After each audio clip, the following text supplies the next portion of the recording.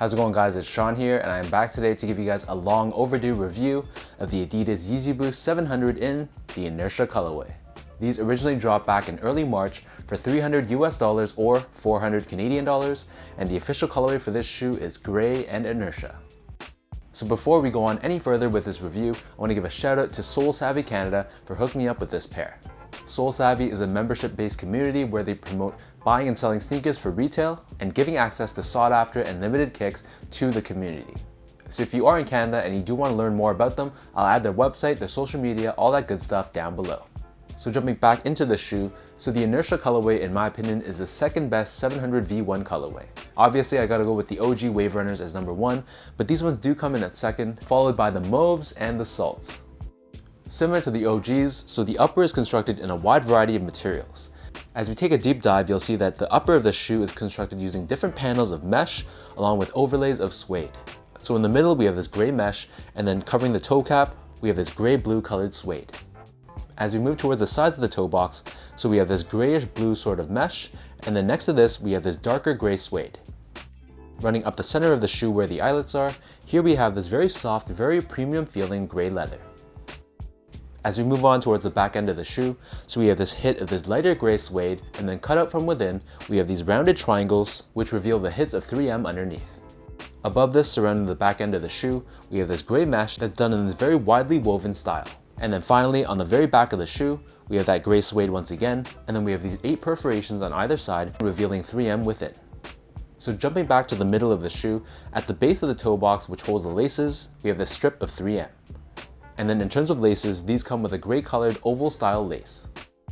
The tongue itself is constructed using this bluish gray colored mesh. As I pull out the insole, this is pretty much your standard Adidas Yeezy insole. So this is basically all done in gray with Adidas and Yeezy branding on the heel.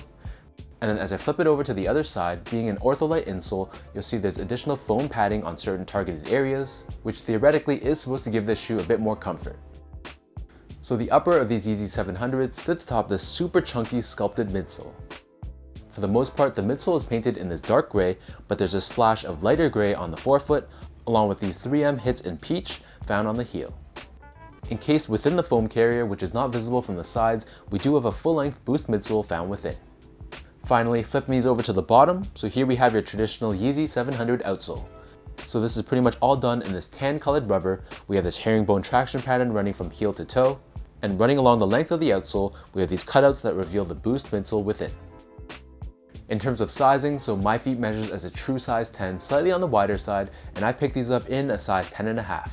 Some people do say that they prefer true to size for the 700 model, but for me, because of the shallower toe box where it kind of pinches downwards onto your toes, I do prefer the fit and the feel of the 10.5.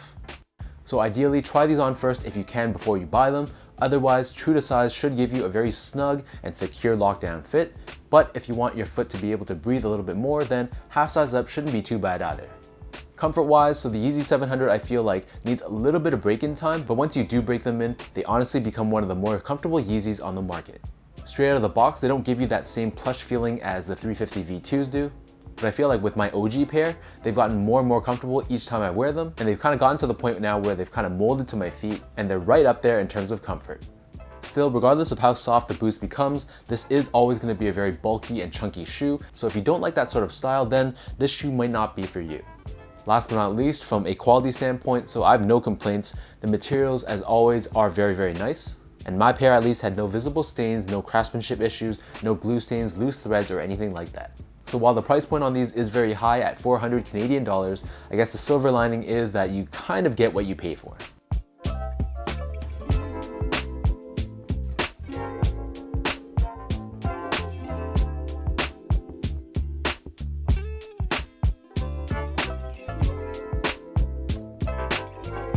So with all that being said, now let me lace these up and I'll show you guys how these look on feet.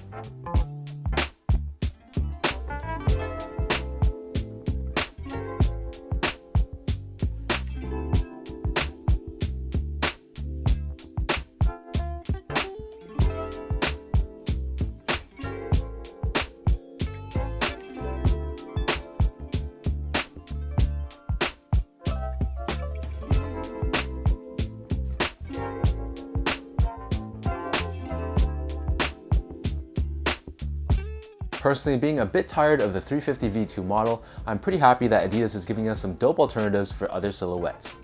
Though this isn't my favorite 700 colorway so far, that one does go to the OG Wave Runner colorway, I still feel like the Inertia pair is very wearable, and the fact that it's basically just all gray with a little bit of blue and peach is going to look really good for the spring. It kind of has a bit of that Easter feel to it, which I kind of like.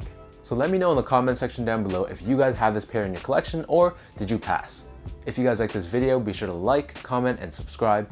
Give me a follow on Instagram at esco8, check out my Twitter at sean.go, and visit my website at seango.ca. So until next time, thank you guys so much for tuning in, and I'll hopefully catch you guys in the next one.